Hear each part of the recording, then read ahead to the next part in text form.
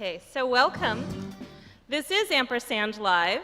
I'm not sure if everyone has clued into what exactly that is, but this evening was basically put together by Forterra, which is a local nonprofit organization that is working through land conservation to really engage us as a community to be more committed and more engaged in the place in which we live. Now, Ampersand is the brainchild of Forterra. It's a magazine, which of course has stories and editorial and information, you know, like a magazine. Some people are telling stories. Some things are meant to be informative, perhaps give you guides for hiking. I personally found a great resource on the back page where it's tree identification, because quite honestly, I cannot tell the difference between a spruce and a cedar or a pine, or God knows what those things are, so that's a handy thing to have. And so Ampersand was put together as a tool to really engage all of us in our community around us. Now, bringing a magazine to life is what we're really doing here tonight. So we're basically taking those stories and leaping off the page and onto the stage with a host of a little over 20 speakers. Each speaker will have 5 minutes to make a presentation this evening. And basically, I was thinking about it before I came down here, and it's a little wild, right? Like when you do a live event that's unrehearsed, this is unedited, we really didn't even sound check. We all just kind of came up here and said, yeah, hi, we're here. It's good, let's go.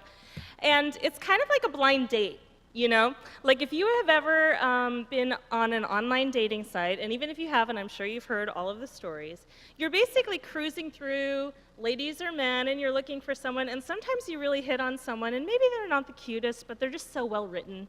And you think, my goodness, that person is going to be so charming, and oh yes, I want to have a cocktail with them. And then you get there, and they are flat as a piece of paper, right? Like they just are not inspiring, can't carry a conversation.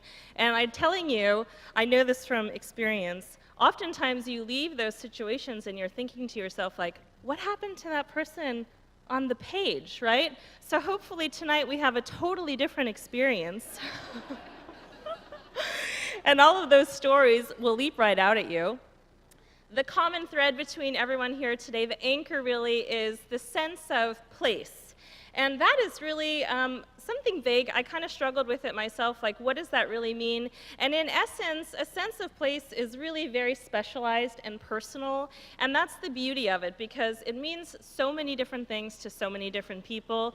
For someone, it might be dealing with public transportation and really getting involved in clearing up the roadways. And I just have to say thank you for that, by the way, because God, people, make a right-hand turn already. It's also fashion we have designers here, we have a chef here. It's all sorts of different things. And really, I had a chance to take a look at what this place means to me. And the truth is I actually really kind of don't even live here very much out of the year. And I'm not from here, I'm a New Yorker. Now, I've lived here for over 15 years, but if you asked me tomorrow where I'm from, I would say I'm from New York. And then, of course, everyone, I get flack all the time because technically I've lived in Seattle for so long. But the thing is that I keep coming back. And so I had a little think about that, what kind of grounds me here. And quite frankly, I am literally rooted to Seattle.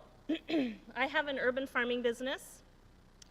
And what that means is we go into people's backyards and we grow food for them. So we plant a food garden and they harvest the food garden. Now, the fortunate byproduct of that, it started out for me just as a total gluttonous thing, in the sense of food hoarding, like I wanted to grow a bunch of things that couldn't really be available. What has turned out happening is that I am deeply connected to this place in terms of season and timing, and of course the business sinks me here as well. But the really nice thing that has happened unintentionally is that I'm super in tune to nature. And I think that a lot of times when we talk about place, we are thinking about those things. It's really obvious to kind of say like, oh, we can go hiking, we can go camping, but I don't do any of those things. Not that I don't want to, I don't know how to hike, if anyone wants to take me. I don't understand the trailheads, I don't know how you go past crags. It doesn't mean anything to me personally. But it has connected me to nature just in a very urban sense, where I can sense and feel the difference in temperature between 2 and 3 degrees. I know when spring is coming because little greens are coming out of the earth. I know when things are going to bed because everything kind of slows down. I can tell when there's bees around because they're around. You know, it's that kind of connection that really connects me here, and it's something that I have really valued over the years. So the other reason I think that I'm up here, not only that I have a strong connection to place, but as I mentioned, I am a New Yorker, and we're fond of yelling. We're pretty loud people, even if we don't mean to be. And so I think I'm here tonight to do a little bit of corralling, and that happens, first of all, with all of you. So you may or may not have grabbed a magazine on your way in, but please do grab one on your way out. Those are meant to be passed around. We want people to be inspired, not only everyone in this room, but if you touch one other person, that's really meaningful on a very base level to what can happen in this community. So grab a copy, mail it to your mom, use it as a stocking stuffer, hide it with the matzah, whatever you need to do. Grab the magazine on your way out. And then, of course, to my lovely body of speakers over here, they have 5 minutes to give a presentation, so we're going to be timing that pretty strictly. So 5 minutes. I'm watching you guys. And with that, I thought it would be nice to start with a little round of applause and a pre-party for everyone. Get the willies out. Live from Seattle, it's Ampersand Live!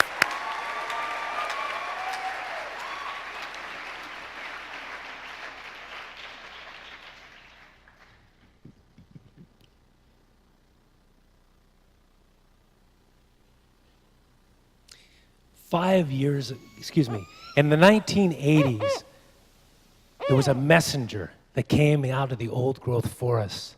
The messenger was a spotted owl. And it should not be surprising that the owl was the messenger.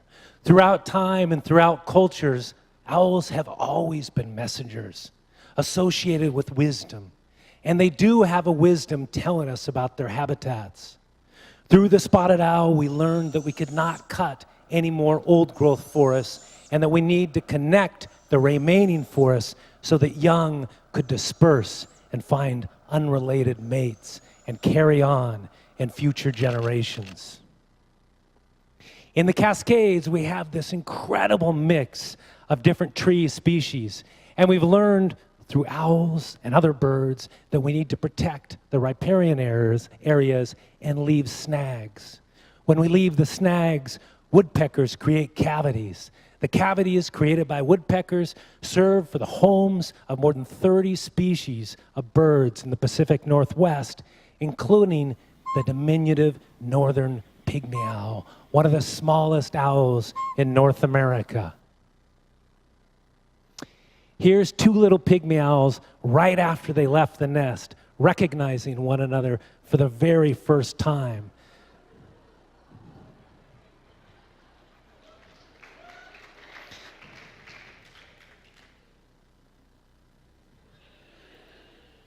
We have great pine forests, particularly seen on either side of Highway 97 moving north. And there's a messenger for these forests as well. The flammulated owl flies thousands of miles every year from Nicaragua and Honduras to the Cascade Mountains. It's entirely insectivorous, but yet it arrives when the nights are still freezing and the snow still falls. How does it find food? It finds food by focusing on owlet moths. These moths have a natural antifreeze in their blood, allowing them to survive in the sub-freezing temperatures and allowing this owl to survive as well.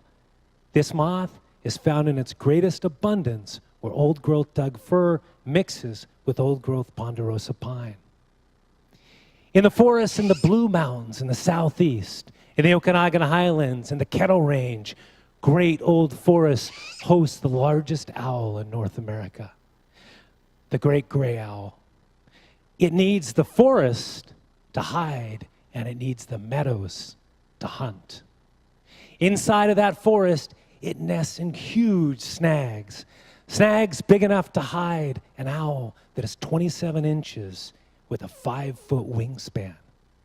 By the time these snags are that big, they also need to be brittle enough where the water will filter through them. As you can imagine, these snags won't last long. So forest management practices tell us that we need to plan for the snags of today and the snags of tomorrow so that these birds will always haunt our forests. They're well adapted to snow. This 3-pound bird can break through snow and ice capable of carrying the weight of a 180-pound person and come up with prey. Sometimes, though, there's too much snow, and they need to move downslope, oftentimes bringing them onto ranch lands and farms. And if these landowners have been educated, perhaps they even have conservation easements, then these owls will find a good place to hunt before they return to the mountains. Owls come into contact with people more in eastern Washington than any place else. And here, animals that are considered pests by some landowners, such as badgers and ground squirrels, actually create the cavities used by sensitive species like the burrowing owl. The burrowing owl needs these burrows, and if it gets the burrows to nest in, it can point the way towards an incredible partnership with a landowner, gets a pest control agent that will never stop catching all of the rodents on the property, and the owl gets the nest cavity. The short-eared owl needs even less. All it needs is some fallow parts of the field, some uncut areas alongside the fields where it can nest on the ground, keep it and its young hidden. This owl has incredibly low wing loading, allow it to hover and catch its prey using hearing alone. In the winter, the short-eared owl and many other species of owl move from the inland out to the coast, where they're using some of the best agricultural lands along the Skagit County and Whatcom County, where the rivers meet the sea. Here, the short-eared owl will spin and twist in a dive to catch rodents, and it might even encounter a snowy owl, a rare migrant from the north that occasionally erupts in very large quantities in the Pacific Northwest. If these owls find habitat in our shorelines, on our farms, they will return to the Arctic and breed and create more of these magnificent animals. The snowy owl, like all owls, remind us that we are stewards of the various rich habitats of the Pacific Northwest, and they are inextricably linked to the most sensitive elements and to us for their care.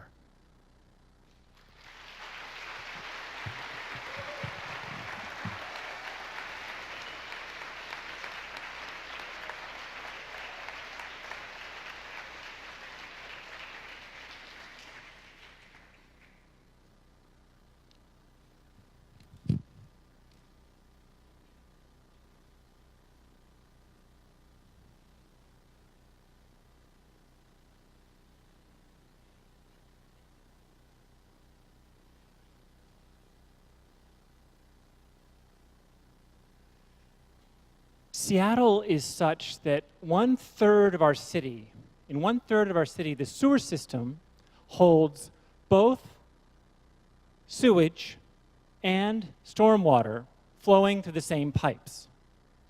Now, on a normal day, this is just fine.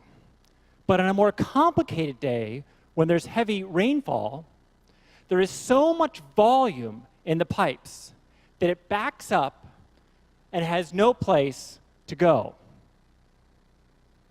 Well, that's why throughout the city there are what I would call these monster heavy bathtubs. They call them CSOs, or combined sewer overflows. But the idea is that when that heavy rain falls, everything flows into the tub because they're buried underground, and then slowly returns to the system to be taken out to the treatment plant to processed. Now, hopefully, the rain stops falling before the tub fills up. But if it doesn't, there's an emergency drain that goes straight into the nearest body of water, Lake Union, Puget Sound. And of course, if too much sewage and stormwater flows into those bodies of water, we end up with a situation that is not good. In fact, in 2010, 190 million gallons of sewage and stormwater combined flowed into the bodies of water around us. Now, I wanted to speak to John Little and Ricardo Stewart because they actually work in the sewer system and are responsible for cleaning these monster bathtubs. You know, you're taking a shower in a tub and you notice the water start to gather around your ankles and you realize, oh, it's getting clogged. So you reach down to the drain and you pull out that hair and brown gook, and then you have to find some place to put it. Well, that's sort of what their job is like. Except for the tub is much bigger, and the drain, instead of being this size, is more like this size. And instead of pulling out hair, they're finding rocks and pebbles and tree roots and baby wipes that we flush down the toilet and rags from restaurants and basketballs, volleyballs, golf balls. And of course, the toilet is the ceremonial funeral space for our pets. So there are dead goldfish and gerbils, and when they're cleaning this, they're not reaching down through some soapy water. They're standing up to their waist in raw sewage.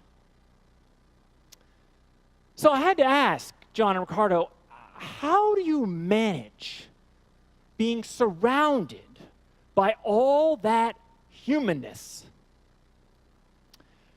John quoted Dale Carnegie saying, "You certainly have to expand your comfort zone." Ricardo said, "You have to remind yourself, other people's sewage is our money." John, tell yourself lies. I'm in a candy factory. I'm surrounded by candy, and I'm just shoveling it. Ricardo, you are working in someone else's raw sewage. It'd be different if it was your own. You can understand it better. But when it's someone else's, there is no understanding. John, so what you do to make it okay standing in all that waste is you say to yourself, maybe there's a little bit of me out there. Now, I spoke to John Dalton, who also works in the sewer system, and he told me about going to a wedding with his wife, and he's standing with a group of people. And a guy across from reaches out his hand to say hello and says, "So, John, what do you do?" And John says, "I work in the sewer system." The man jerks his hand back. Now, when I was talking to John and Ricardo about the monster bathtubs, we were actually in a break room in West Seattle, and the more they spoke, the more I realized that if they didn't go down underneath the city streets every single day, things would very quickly break down. I mean, sure, you'd have sewage and stormwater flowing into the bodies of water, but it would also be backing up into the streets. It would be backing up into our homes. People would be getting sick and dying. And that's when I realized, looking at the two of them, that they were literally defending civilization as we know it.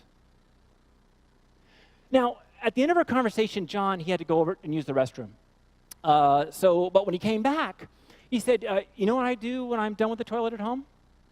I stand up, and just before I flush, I look down and say, 'See you in the field.'" Thank you very much.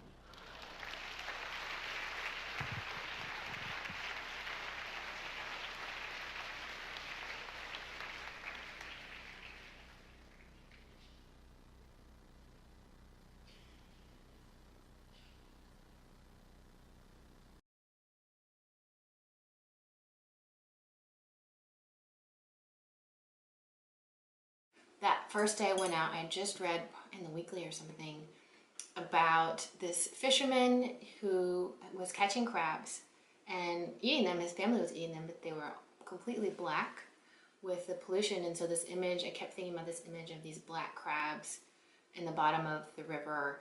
And people living on this place that was once a very kind of lush, luxurious, full of I think I heard it's only 2% of what it used to be in terms of the flora fauna. And so that image of the black crabs, and then also this kind of beautiful river coming together. So I think part of what I do when I'm painting the Duwamish or South Park is that kind of underlying anxiety, or knowing that it's a super fun site, knowing how polluted it is, enters into kind of the beauty of the landscape.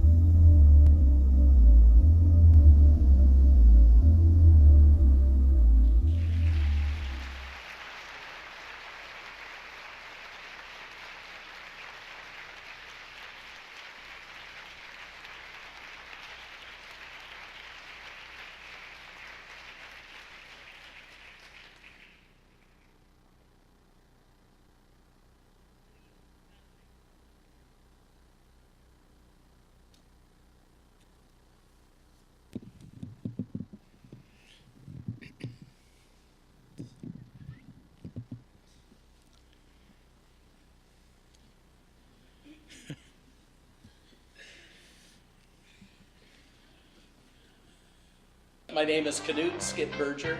I'm a writer here in Seattle.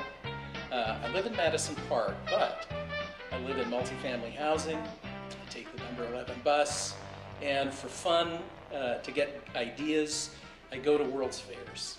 I've been to 8 World's Fairs. How geeky is that? Hello, I'm Charles Medere. I'm a writer and also a filmmaker, and I live in Columbia City, and I live near the Link station. So I use the light rail as well as the bus, the number 9, and the crazy number 7, which is a laboratory for culture, the future culture of the city, Seattle.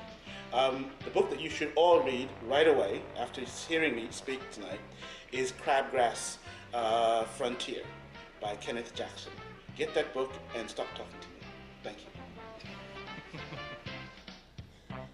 Welcome to our game show on urban density, like it or not.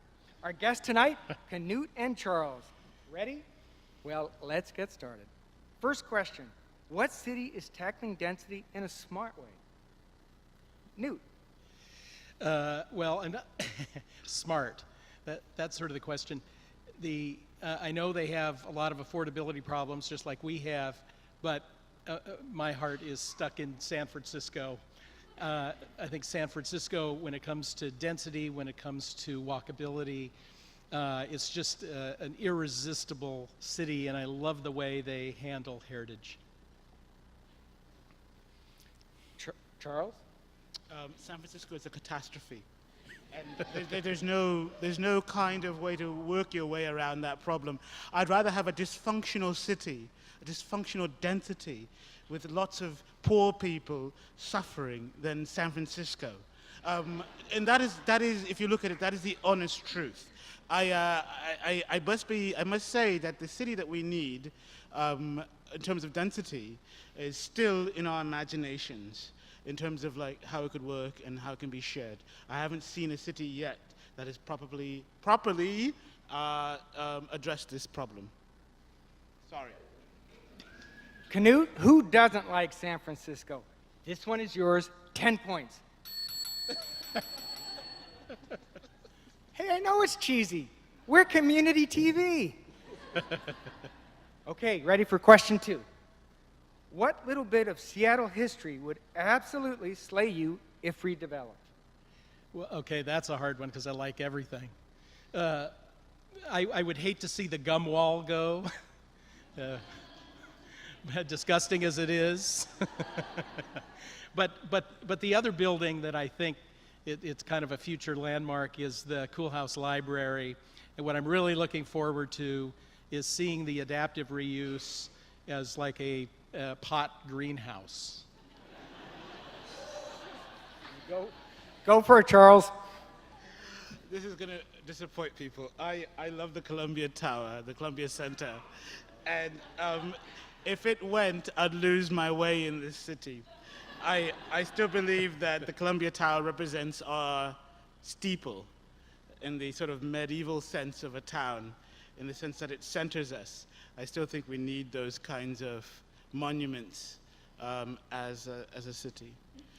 So that's it. Whoa, Charles, I didn't see that one coming. You get this point, 10 points.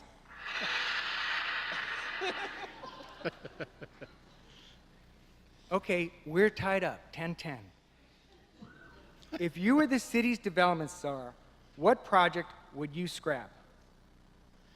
Well, I'm very dubious about the new waterfront project, both in terms of the scale and in terms of things like floating swimming pools and that kind of thing. What worries me most about it is creating a public space that needs to be too heavily managed. It's not kind of organic enough.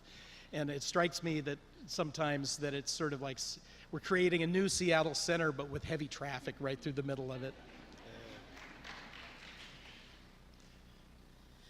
Charles. SB, yeah. I heard that the lungfish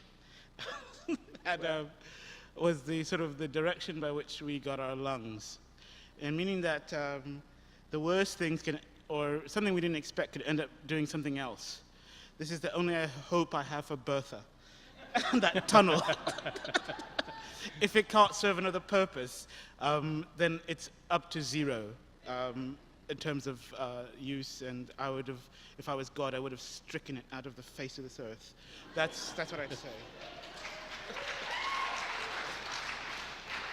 I am so sorry. Sorry, Canute.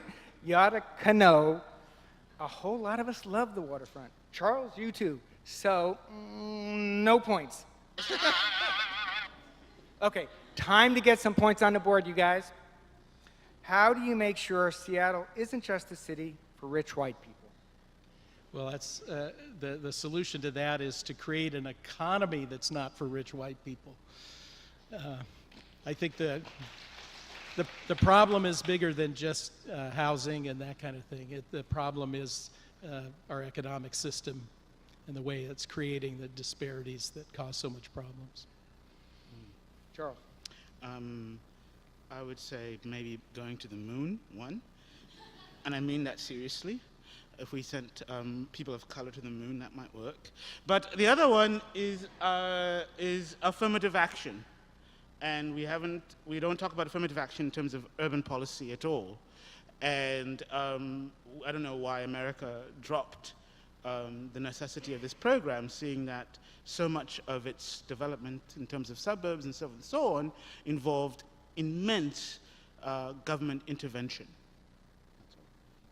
Hey, sounds like you're both talking about federal tax and policy changes.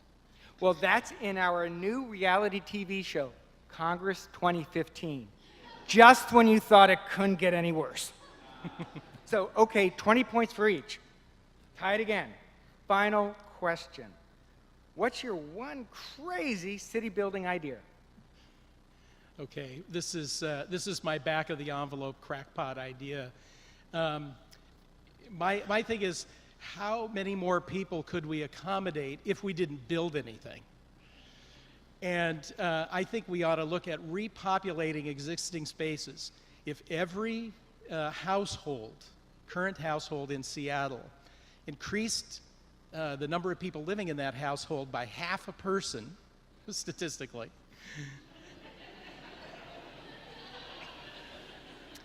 that would bring us to the national average, and we could accommodate 125,000 more Seattle residents, which is about 60% of what we're projecting over the next 15 years or so. 60% of that without building anything. That's my crackpot idea. Okay, hold the applause. Charles. I actually agree with Newt's picture. I'm not going to say I disagree with it. Amazing. I know, no, I'm not. Anything, yeah, I'm not a sore loser. But I will say that I wouldn't mind. My crackpot idea is to build another Columbia Center. What do we do with those? Those are crazy ideas. With micro housing inside. Oh man. Millennials will love this, trust me. And put bars and sex shops and all you need into it. Trust me, I will win this vision.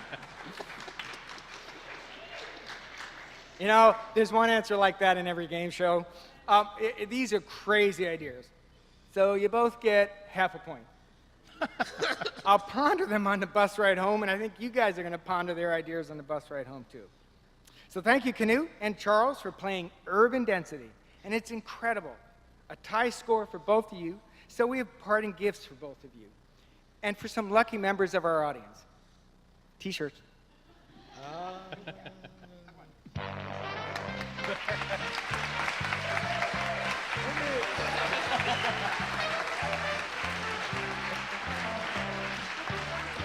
That's it. That's it until next time when we play a game about carbon sequestration. Take care.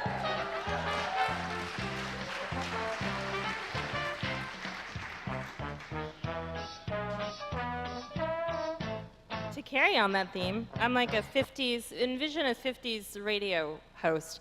Every magazine has advertisements. Advertisements pay to publish those magazines. Pretend you're flipping through and you see a really compelling image and you think, I want to be those people. Itching to take action? You know you are. We've got just the thing. Join Forterra and the Green Seattle Partnership this Saturday for the 9th annual Green Seattle Day. It's our biggest and best event of the year as we kick off planting season with the citywide celebration of Seattle's urban forest. Hundreds of volunteers in over 20 parks throughout the city, planting thousands of trees and shrubs. Come be a part of building healthy forests and healthy communities right here in Seattle. Register tonight in the lobby or go to greenseattle.org.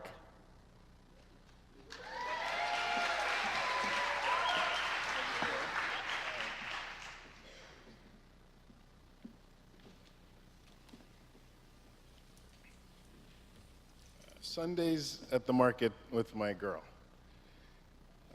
Going to the Broadway Farmers Market in front of the Seattle Central Community College on Sundays became this sort of ritual or routine for my wife and me to take advantage of those fleeting and rare days off together and just trundle around like everybody else.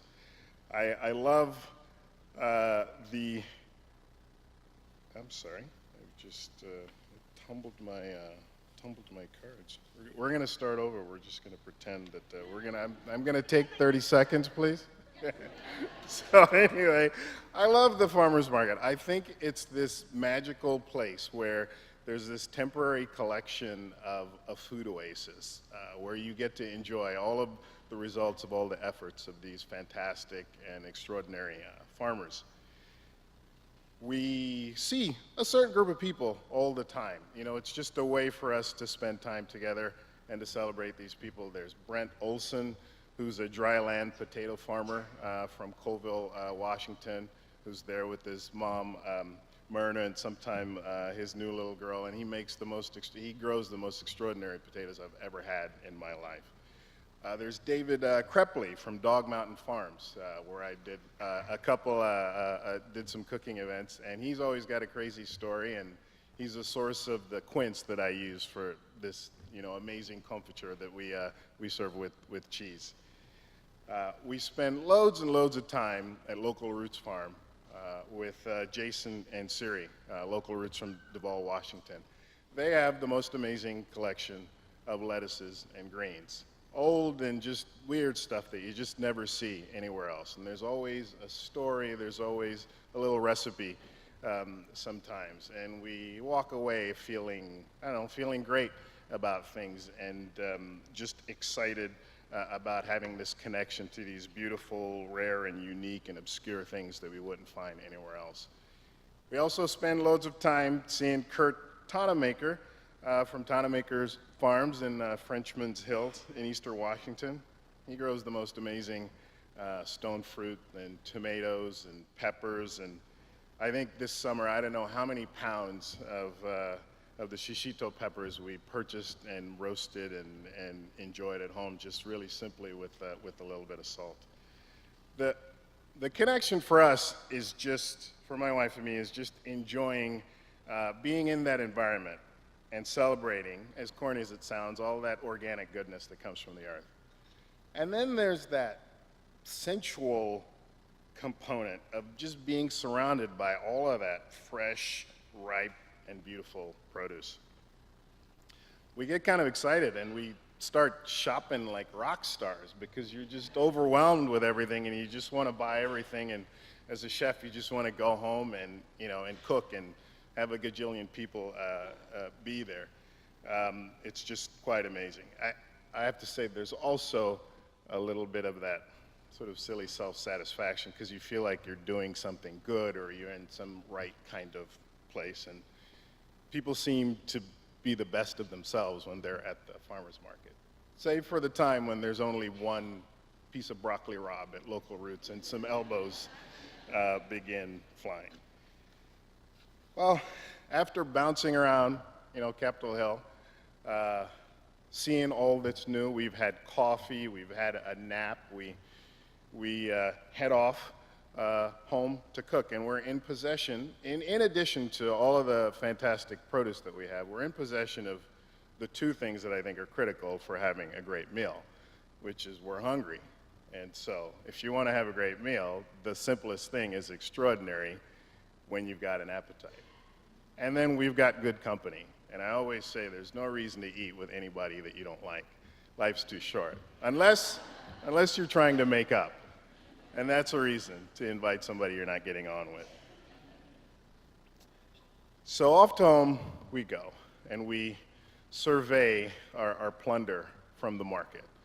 And my wife, she's the salad girl, so she takes off making the salad. And invariably, I'm going to be making some aioli or some sort of creamy vinaigrette or a saffron mayonnaise or something like that we like to have with simply prepared vegetables. And then I say, well, how do you want to cook the vegetables? She says, well, you just do anything that you want. It's fine with me. And then, of course, there's a gentle but insistent redirection to exactly what it is that she wants to do. And despite the fact that I've run kitchens for 20 years and I've been on Iron Chef America, I do what I'm told because I just know what's good for me. We make this huge spread. The table is groaning, and it's full of every condiment in the world, which is typical when you go to a chef's house. The fridge is full of condiments. You've got to put the produce somewhere else. And we taste and we enjoy, and we process the whole week because we don't see each other. And then we solve all the world's problems. And we relax and we enjoy some wine. And all of that comes from the privilege of what goes on at the Broadway's Farmers Market. Thank you very much.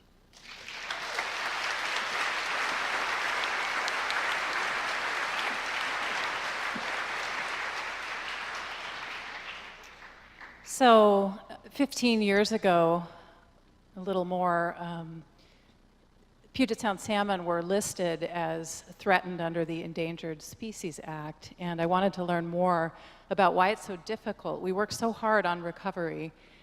We hear conflicting headlines about some salmon runs doing wonderfully and others really struggling. So I decided this fall to focus on Puget Sound Chinook, and we put a series of on-location radio interviews on the air on KPLU, following the Lake Washington Chinook from the open ocean, up its run, through Lake Washington, the locks, and finally to the Cedar River.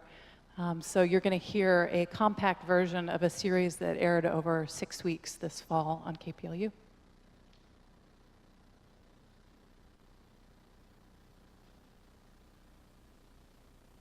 What is it about this particular fish that is so alluring? It's the largest, and to most people's taste, it's the tastiest, and it's because it chored higher and higher into watersheds. I think of them as being the long-distance runner because they've started from some natal watershed in the Puget Sound in one of the small capillary threads of a feeder stream to a larger stream to a river. Here in the Puget Sound, they go right to the North Cascades. And the Puget Sound wild salmon are one that's the icon of the Northwest.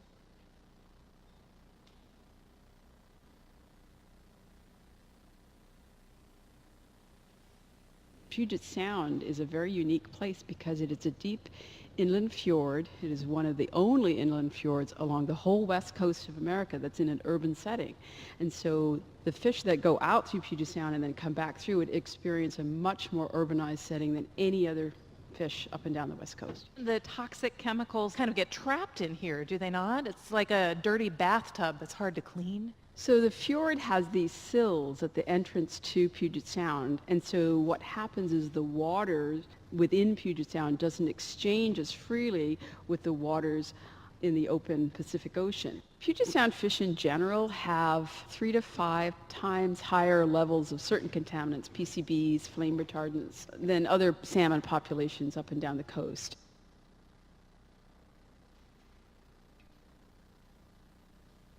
We're sitting here looking out onto the Ballard Locks. It's kind of like an elevator for boats that are going between the salt water of Puget Sound up into the fresh water of the lake.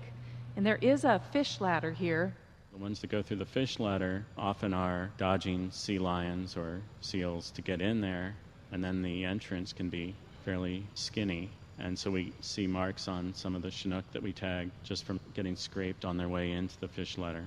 So once they get through and they've gone from the saltwater environment into the lake, what is that like for them? For Chinook, anyway, they've spent their last 2 or 3 years out at sea in cold water.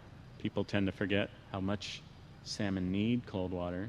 They're at about 55 degrees for years, which, would give someone hypothermia and kill them within 6 hours.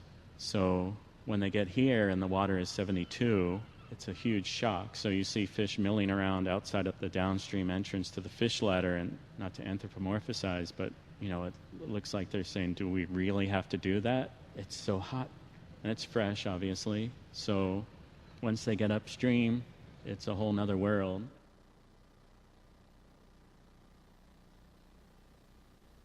Once the fish get close to the coast and certainly into Puget Sound, they start using smell. They have very sensitive noses and they navigate by smell. So they can start picking up fine chemicals in the water that tell them when they're getting close to their natal stream. And you can see the Cedar River just across the water here. The lower mile of it used to be all wetlands. We paved over that.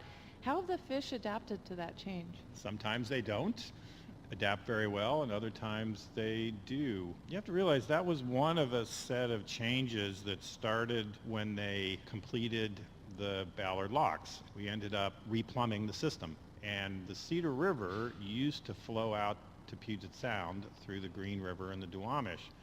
And what we did was we diverted the Cedar River to enter the south end of Lake Washington. So we diverted the lake, and as part of that, the wetlands that were here got altered. People and commercial interests came in and industrial interests, and we started developing this area. But clearly, fish adapted to this change, and salmon are remarkably resilient. We keep giving them our best shot to knock them out, and they take it and keep coming back. We're following Lake Washington Chinook, and we've arrived here on the banks of the Cedar River, the spawning ground where it all begins and ends. And we're standing just a few feet from a spawning female, right, Carl? Yep, she's out there guarding her nest. What does that look like? She's got kind of a white tail. Yeah, her tail's white because she's been digging her red, and The red's a nest. yes, and the tail tissue gets rubbed off on the rocks, and by the time she's done digging the nest, she's basically removed all the tissue from the tail, and it's really nothing but the bone structure of the tail, and it turns white, and then she dies. And it's actually kind of an advantage for fish biologists because when the tail's white, you can see it, so it makes it easier to find the reds. They are amazing creatures. They're not eating at all at this point as they're spawning, and yet they're so powerful digging up the river rocks. Yeah, the vast majority of their biomass is muscle. They can move rocks that are 6-7 inches in diameter. They've been in the ocean feeding for years, building up that muscle. So when they enter fresh water, even though they don't feed, they've got muscle and they've got fat to live off of while they spawn. So it's a long, slow recovery, but they do seem to be coming back.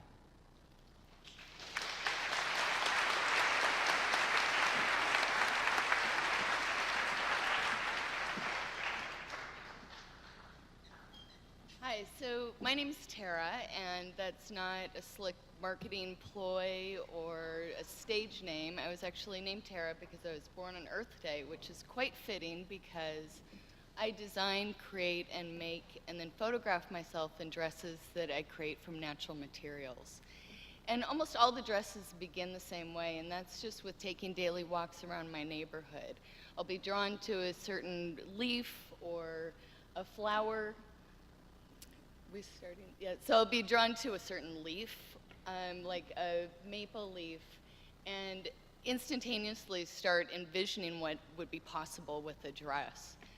It's completely changed the way, as you imagine, that I take walks now. It's not simply just walking through the woods, because everything could potentially be a dress, whether it's a moss or a pine cone or a maple leaf. And because the materials do decay so quickly, I'm always very conscious of the fact that if I just sort of laze out and decide not to use the hydrangea this year, I'm going to have to wait an entire year to have that opportunity again. So they do decay quickly. So once I make that decision, what I kind of love about the process is that I don't have a lot of time to think too much about it. I just go for it. And once I'm in that zone, it becomes very obsessive and meditative because I'm going out and I'm collecting hundreds and sometimes thousands of materials and bringing them back home and sorting them, cleaning them, de-stemming them. When I get into the zone, I really start to notice how each leaf or flower or berry has a very distinct texture, size, color, and I'm going after each one of those specifically. I'm not just going down and hacking down bushes of black-eyed Susan. The gathering process is always my favorite part because I'm just filled with inspiration and creativity, but also curiosity. And that curiosity always leads me to start researching how those plants were used, whether they were used for clothing or food or medicinal use. I'll start reading lots of different folk tales because so many plants have ties and are symbolic in different religions and myths. And even I was really caught up with pine cones for a while, and I learned in my research about ponderosa pines that they represent the pineal gland, which is also the third eye, throughout so many different cultures and histories throughout the world. And even the Vatican, their very largest sculpture in Vatican City is of a pine cone. So the process, so many times people want to know, how do you make the dress? And essentially it's whatever I need to make that happen. Sometimes it's glue or wire or sewing leaves together like maple leaves.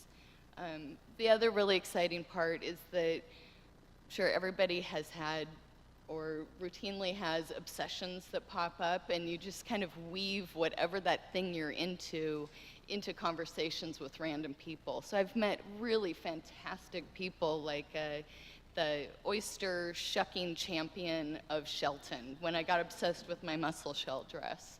And I got to meet the horticulturist at the University of Washington because I was on this major scouting event to find cornucopia berries.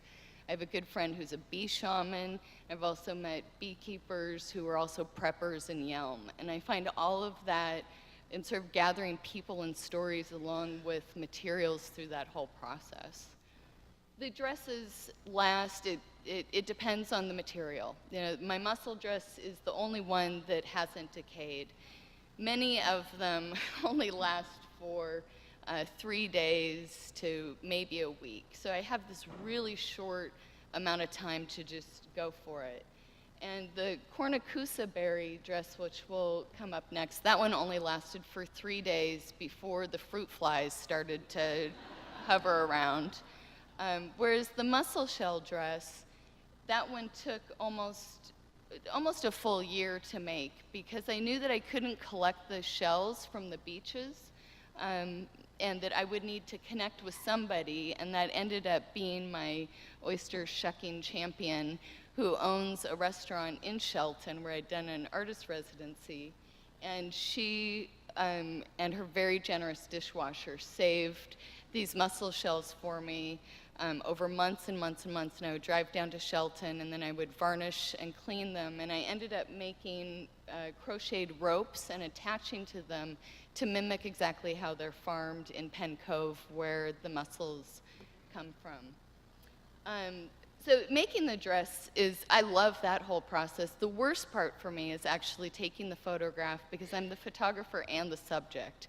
And I absolutely always imagine having this little tiny model in my pocket when I take these road trips by myself that I could pull out and tell her to get in the freezing cold tide pool with the storm coming in the background and the waves coming in, and you go get in a moss dress. But the reason that I use myself as the subject is a couple-fold. One, I absolutely love traveling the wilderness by myself. That solitude restores and re-energizes me, and especially during the winter, it's really a saving grace for me.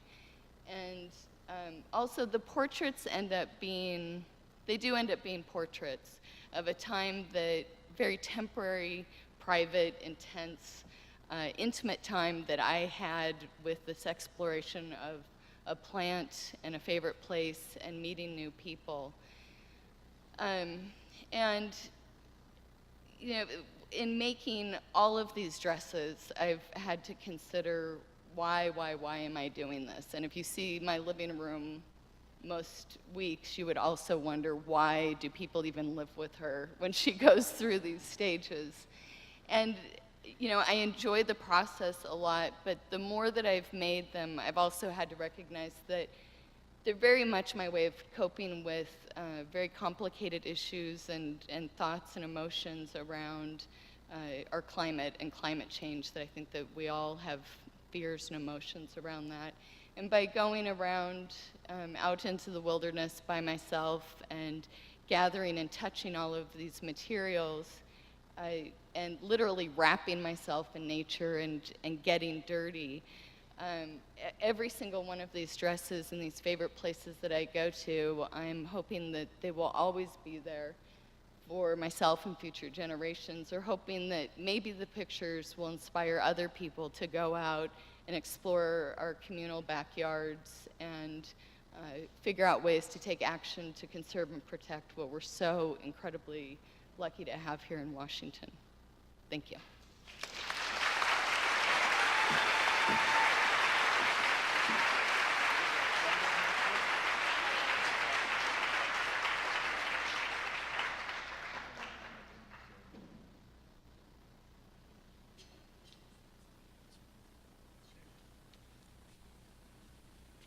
Shartington Siam, Shartington Ischayachah. Listening to all the speakers here tonight, I feel I'm the wrong person to be standing up here. I am a Native American artist and storyteller, but the land we're upon is not my land. My people come from 100 miles from here. The Lower Elwha, Nuxcleum, the Clallam people. The people of this land right here that we call Seattle, named after the man Siat, their voice should be heard here tonight. Because of the important things that are being discussed, their voice should be here. The Dukhapsh people, the Duwamish people, and the Muckleshoot people. Nowadays, I say Duwamish and Muckleshoot together. By culture and history, this is Duwamish land. By politics and treaty, this is Muckleshoot land. And when I say that, I know I disappoint my Duwamish friends and I upset my Muckleshoot friends, but that's where we are after 200 years of colonization. Their voice should be here tonight because as we look at the things that we're trying to discuss tonight, as we look at the issues that confront us, why aren't we talking to the people who've lived here forever, whose ancestors were created here? They were created here and placed here. They've lived here for countless generations. They could tell you stories about how the world came to be. They could tell you stories about how the world works. They could tell you stories about how people live in this world. If you asked them, they would, of course, tell you the simplest things. Don't dam the rivers. They would tell you other simple things. Don't tear down the old-growth forests. They would tell you other simple things. Do not put your waste in Woolwich in the Puget Sound. They would tell you all these things, but would you listen? Because sometimes their voice is so disregarded in the discussions that happen in the ecological movement, in the green movement, whatever it's called now, their voice is excluded. Their culture was based upon understanding this earth we live upon in a very intimate, powerful, spiritual way. So I've been asked to say something. My name is Roger Fernandez. I'm an artist and storyteller. I'm on a circular journey in my life. I was born in Harborview Hospital 60 years ago. I was raised in some apartments until I was 10 years old, 2 blocks from here. And so it's always nice to come back to my old neighborhood. All right, it is. But as a Clallam person, when my mother moved here as she was a young woman, to find work, to find a life here in the city that she couldn't find on the reservation.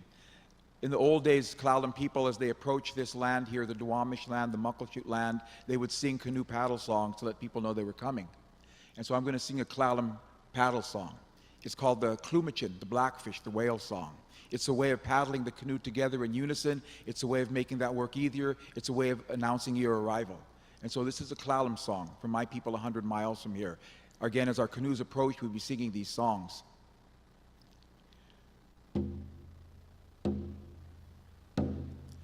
Wele ho hey, wele ho hey wo, wele ho hey, wele ho hey wo, ho, ho, ho, wo klumach Klumachin, Quanutzen, Niqui Quanutzen, Klumachin, Quanutzen, ahe, ahe. And as our canoes approached their land, they would sing welcome songs to us to welcome us. I'm going to share a story with you. First, I must let you know that my teacher, I had to go back and learn my culture. It was very important to me to learn my culture of my ancestors. My teacher said that our greatest teachers are the plants. The Creator put all the knowledge we need to know to live in the world in the plants. And he would point out the window or door and say, your greatest teachers are waiting for you. Being raised in apartments in the middle of Seattle, I didn't know what he was talking about. I really didn't. Only recently I've begun to talk to the old people who know the plants. And they tell stories about how plants are food and medicine. That food is medicine, medicine is food. And that when you eat these plants, you're being healed. So, I'm going to share a story with you, a plant story. It's about blackberry. In the native language of the Lushootsen speakers, the people of this land, they would say, Il tude tuhak, which means a long time ago. Il tude tuhak, blackberry grew in the forest. Blackberry began to get bigger and bigger. He grew bigger and bigger. All the time he was growing, blackberry was getting bigger. When he got big enough, blackberry would reach down his tendrils with those thorns and he would grab animals. He would grab people as they walked by and he would drag them into his heart and he would consume them. He would kill people and animals and he would eat them for his food. And because he was doing this, blackberry got bigger and bigger and bigger, all the time grabbing anyone who came near him for his food. He grew as big as a tree, they said. Blackberry was very big. The people were frightened. Blackberry might take over the world. Blackberry might take over the world. And so they asked Wolf to help. And Wolf came, hearing the pleas of the people, and he got a whalebone club. He climbed up a tree next to Blackberry and began to hit Blackberry over and over, hitting him with that club over and over, and Blackberry became smaller and smaller. Wolf said to Blackberry, you must never become large again. You must never become as big as a tree. You must never hurt people again or animals again. You will not eat them anymore. And that is why Blackberry is the size Blackberry is today. At one time, Blackberry became a monster, bigger than a tree, eating people and animals. But now Blackberry is waiting. And that is all, the story called Blackberry. I was taught that these stories then, again, might sound fantastic. They might sound, well, they make no sense to the modern mind because blackberries don't have a consciousness. Blackberries never ate people. Wolf can't climb a tree with a club. All those things we've been told, we dismiss because in our modern mind they make no sense. They could never happen, therefore these stories are not true. But as you know, of course, these stories speak to a different part of us, a different part that needs to understand the world has meaning. So again, I'm going to tell one other short story because I was taught you can't just tell one story. One story alone will tip over. It needs another story to hold it up. So I'm going to tell you another brief story. This story comes from the other side of the mountains, from the Sahaptin-speaking people of the Yakima area. And I tell it because it's a short story, and I just like this story. It's about another plant. A long time ago, in a village on the other side of the mountains, there was a time of great hunger. There was a time of famine. The people could not find food. The game disappeared. The plants disappeared. The rivers were empty. The people were hungry all the time. In one village, there was an old woman, a grandmother, and she heard her children crying, and her grandchildren, they were crying and crying in hunger. And the grandmother felt terrible. Her heart hurt so badly because her children were crying, her grandchildren were crying for food, and she had nothing to give them. She felt so sad, she left the village and went up to a hill nearby and sat down, and she began to cry. She cried, and she cried, and she cried. And as she was crying, she began to sink into the ground. She kept crying and crying, and as she cried, she sank more into the ground. She kept crying and crying until she was under the ground. Her grandchildren were looking for Grandma. Where's Grandma? Where's Grandma? And they went up the hill nearby. And as they were walking across the hill, her granddaughter said, Grandma is under the ground. Grandma is under the ground. I can feel her. And so they dug the ground. They kept digging and digging. And out of the ground they pulled camas, the camas bulbs. Grandma had become food for her children and for her grandchildren. She became camas, which, as you might know, is one of the staple foods of the tribes over there. Grandmother gave herself to become food so the people might survive. and that is all. Within these stories, we learn things way beyond just how the native people saw the world, but they explain how you live in that world. And as we struggle to understand how we've reached this crisis point in our existence, again, where are the voices of the old people from the culture that might help us understand this is this world, this is how it works, this is how you live in the world. Kratning Sinsiam, thank you for letting me share these words with you. Thank you.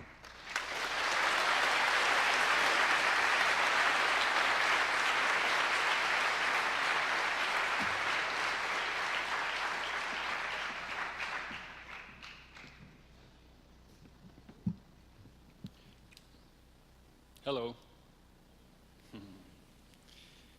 Have you guys ever had an encounter with a person and then the impact of the encounter keeps growing years afterwards? Well, this is what happened to me. Joachim Appitz is an educated man, and he is old now, but at the time of the story I'm about to tell you, he was not quite retirement age, and I was even younger than I am now. So his problem was that he did not grow up in the so-called free world. He grew up in Dresden, East Germany, and he eventually became an engineer and dreamt his whole life of seeing the Swiss Alps. That's where I grew up.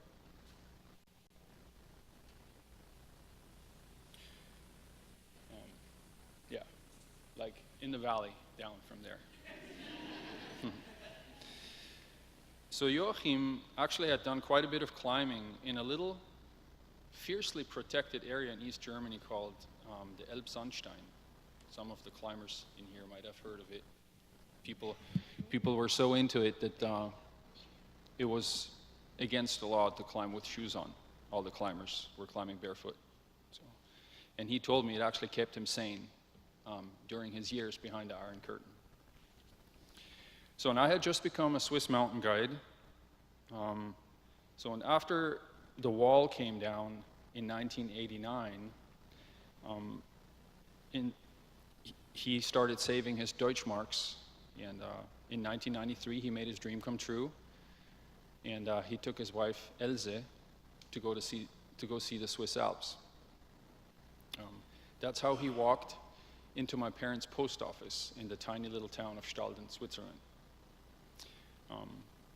They had just come in for directions, but a conversation ensued, and a few coffees later, my parents offered up their little studio apartment in the resort town of Saas-Fee.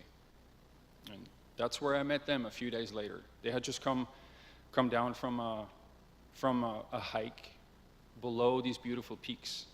And I started talking to them, and he kept asking me about what it was like up there on the glaciers, and is really as spectacular as he had made it out to be in his mind. He also told me that he had a picture of the Matterhorn hanging above his desk for 30 years.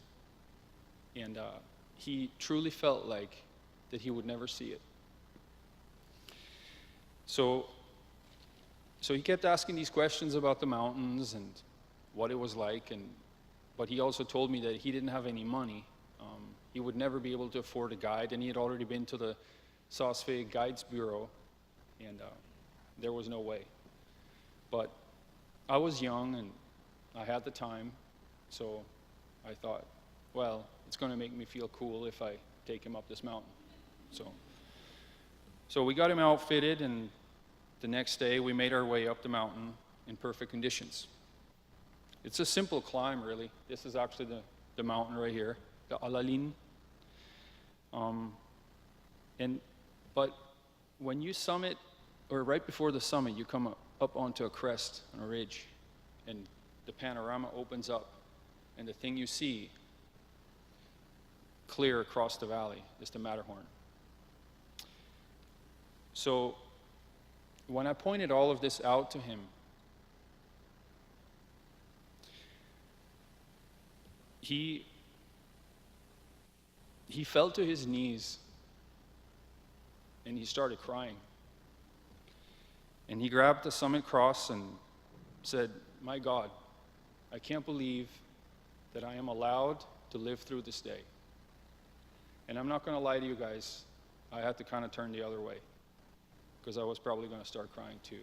But more importantly, it's the first time in my life that I maybe realized faintly that I maybe had lived in a life with too many blessings and not enough appreciation. So he had waited his entire life for the moment when he was going to see the Matterhorn. And the point is, what he saw, the place was just as beautiful as what he had imagined. I, on the other hand, had sort of started wondering what the Swiss Alps might have been like before there ever was a human, or before there was any human impact. Sort of mountains in a primeval state. So we went back down, and he thanked me about 1,000 times. And I haven't really seen him since. But my parents are still in touch with him, and apparently he's still a traveling man. Guess he's got some catching up to do. So this is what I had imagined. Me in these mountains, in these big wild mountains, sort of completely untouched. So I moved to the United States a couple years later and then discovered the savage beauty of the North Cascades. So the first time when I traveled deep into the mountains of the North Cascades, I felt like I had maybe found what maybe had been missing a little bit in the Swiss Alps. But in my naivete, I thought, it's just because there are no people here.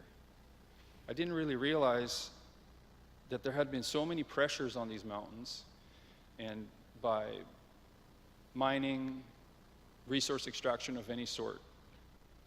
And that maybe if it hadn't been for the foresight of some other people that fought really, really hard in conservation, that my experience that I had dreamt of for so long might have not been the same. So once I started having kids, I kept telling them, of course, about the raw beauty of the Cascades, and I painted a picture in their mind. So just recently, my daughter, who is now 19, started her first solo foray into the North Cascades. And she came back from this, and she was very, very impressed. And just like Joachim from East Germany and Martin from Switzerland, she had also painted a picture in her mind. And just like Joachim and myself, what she found was even more beautiful and more impactful what they had imagined. But the only way that works is if there are people around who actually know how to count the blessings and still know that you have to fight for conservation. So, thank you.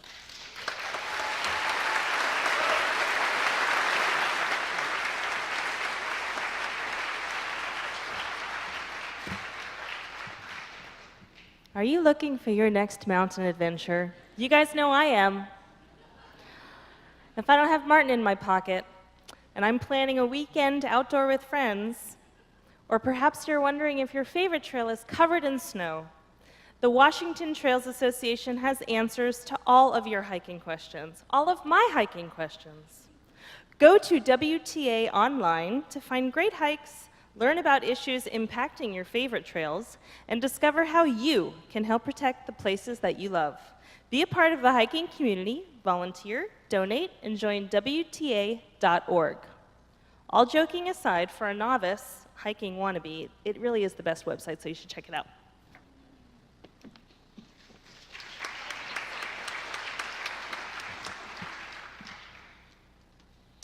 I'm here to tell you about Gray Pants, and no, it's not another ad.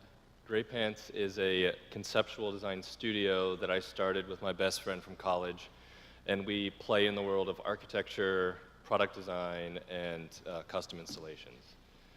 We have a simple process that we call Dream, Scribble, Make, and through that process, we hope to arrive at answers on why design matters. Nature is such a big inspiration for us on how we design. This is an image of sweet flag grass at a microscopic level, and to us, nature is such an important tool for inspiration. The same as this message that I saw one day when I was crossing the street, where our place becomes this really interesting place to derive inspiration from. This is kind of funny. This was my headboard as a child, and scribbling can take many different forms. I used my teeth on that, and my mom was pretty upset, but I was half beaver, I guess, as a child, so that was part of my creative process. This was not done with my teeth, but this is how we made our first lights, and this was the table that we used to cut all the cardboard down, and I just felt like this was another beautiful source of inspiration for us.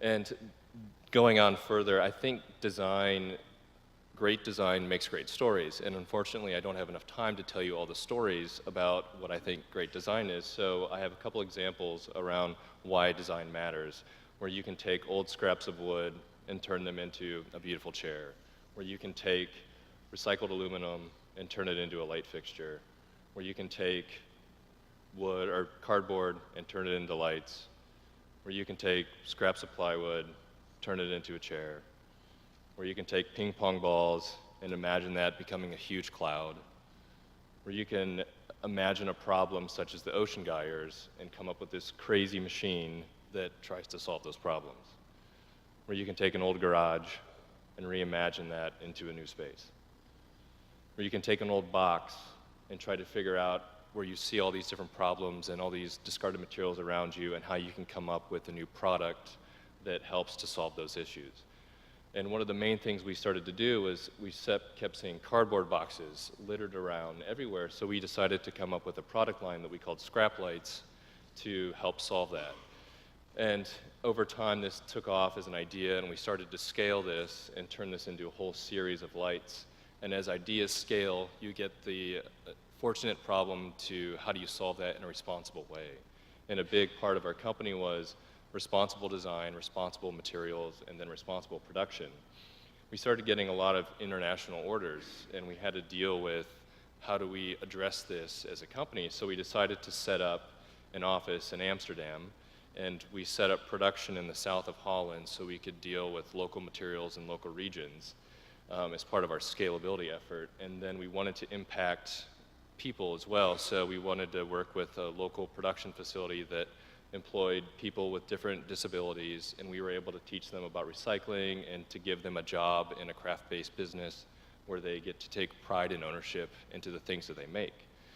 And these are some of the people that work into that came to one of the lectures I did over there, that I just fell in love with these people. And I think a big part of why design matters is because it matters to place, and it matters to people, and it matters to all of us and how we create it and how we can impact the world in that way. And Ed is going to come up next to tell you about why production matters here in Seattle. And let the beauty we love be what we do is just an inspirational quote that I find really meaningful in how we base most of our work.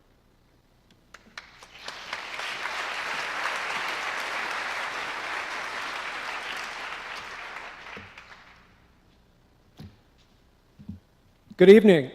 Tonight I'm going to talk about creative placemaking and ambition and the role they play in revitalizing Tieton, a small orchard town outside of Yakima.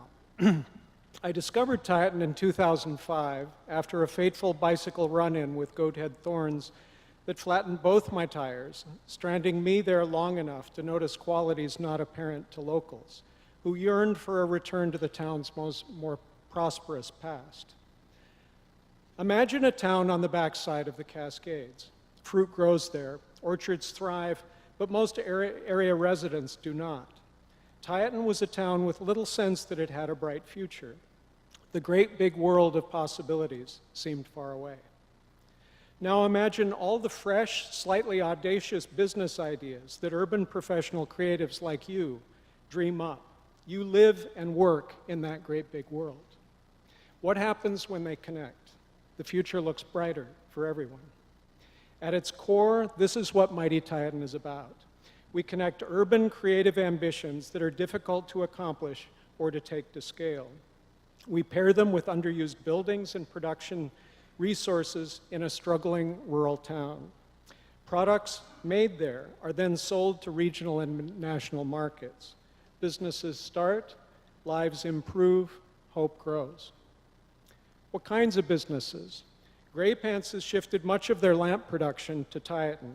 Paper Hammer grew out of the studio set up to create handmade art books for Mark I Books.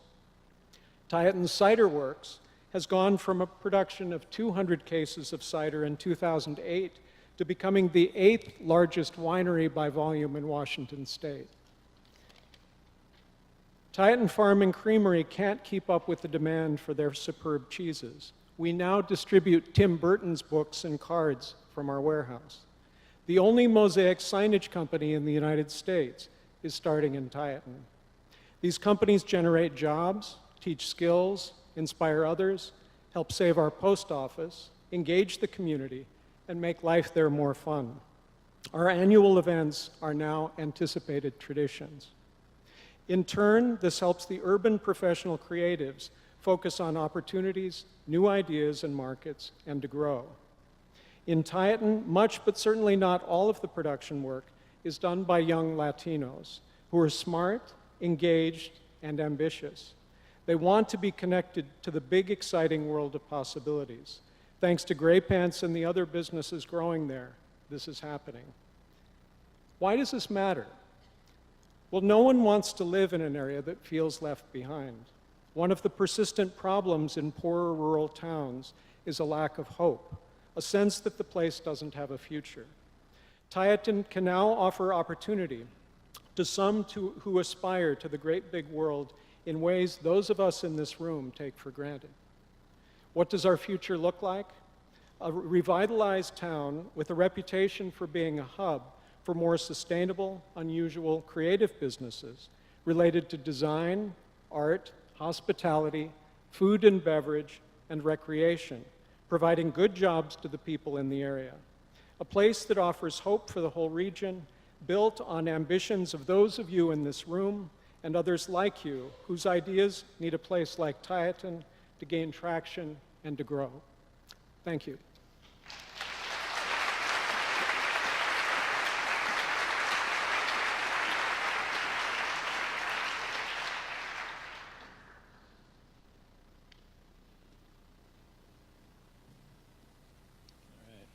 So who here has heard of BirdNote? Right on. Just want to get a visual reference for how many people I'm going to disappoint tonight by not being the narrator of BirdNote, so it's just me. But I'm here to talk to you today about Washington State. So 500 species of birds have been reported in our amazing state. Black-footed albatrosses out in the ocean, pileated woodpeckers in our temperate rainforest, white-tailed ptarmigan up in our alpine meadows, and go down east of the Cascades, you have prairie falcons in the arid scrubland. But I'm here to talk to you about 6 species of birds that you could go out and find now in habitat that is protected by Forterra. We're going to start on the west coast of Whidbey Island, where you can find the long-tailed duck. It's named after the 2 long central tail feathers on the male. This is the male here. There we go. It's a strongly dimorphic species. Male and female look different. That's the female in front, male in back. That's the call of the male. Hopefully you'll be lucky enough to hear that. They prefer really deep water. They're actually, they forage. They're here during the winter. They prefer deep water. They forage for fish and crustaceans. And they're dive to as deep as 200 feet below the surface of the water, making them the deepest diving duck in the entire world.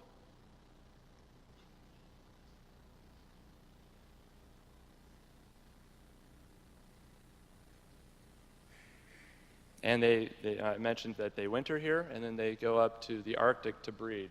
And this is a male long-tailed duck, left on the winter, right on the summer. Most dramatically different. So we're going to continue our journey to the Skagit Flats, LaConner, where we can find snow geese. Tens of thousands of snow geese. This is a sound you can't escape at Skagit in winter. All of the snow geese that we find here all breed on Wrangel Island up in the north part of Siberia, just about 2,500 miles away.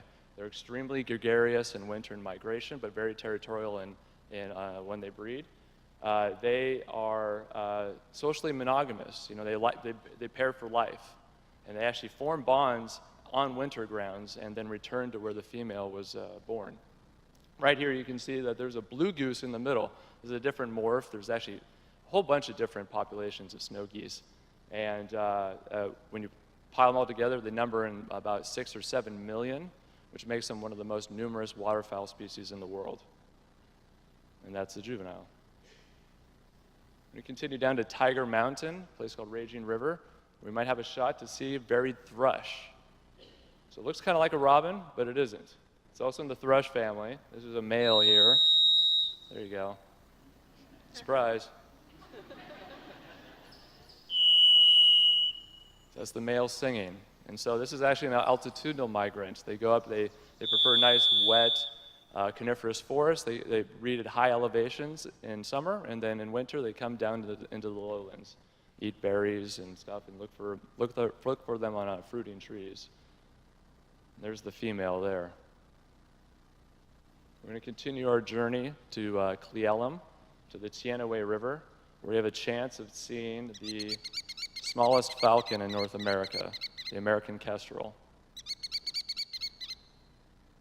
Kestrels eat large insects, small birds, small reptiles, and they prefer open plains. You can find them from Alaska all the way south to Tierra del Fuego. They're actually strongly dimorphic too. The male and female look different. This is a male. This is pretty unusual in raptors, and that's a female. And while you're there, go down to the Tianaway River. See if you can find an American dipper. This is a species of songbird, but it's an aquatic songbird, which is fascinating. So they swim, they float, they dive, and they are supremely adapted, often in like really cold water. They're supremely adapted to this environment. They have more contour feathers than most other songbirds. They have lower metabolic rates, and like the little space in between feathers, like is normally bare in other songbirds, has down in this species. Very cool. They're named for their dipping behavior. They dip. I'm sorry, how did they do that? Yeah, kind of like, I dip, you dip, we dip. Is that right? Okay. Then we're going to continue our journey out to the coast, where we could find at the Cedar River estuary near Tokeland in Pacific County, marbled godwits. This is a large sandpiper, a shorebird. But surprisingly enough, this shorebird actually doesn't breed on shore. It breeds in the Great Plains area of the middle of the continent.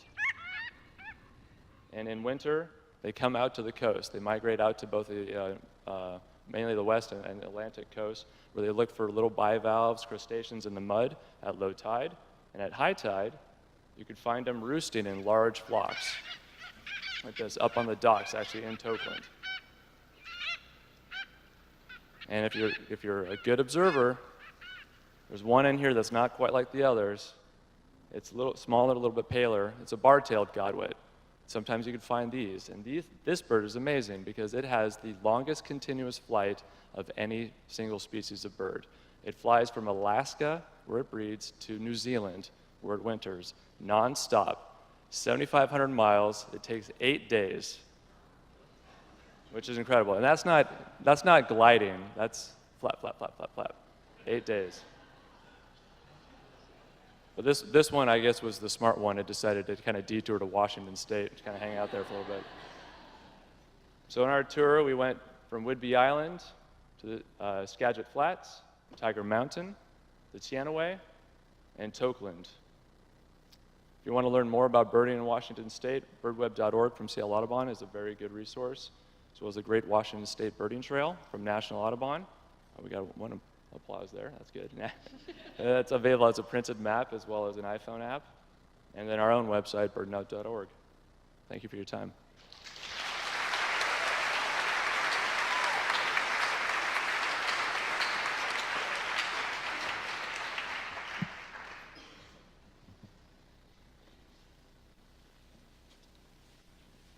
So I'm Roger. I'm your token Brit for the evening, so I hope you enjoy the accent. I'm going to talk about 7 things I think designers should do.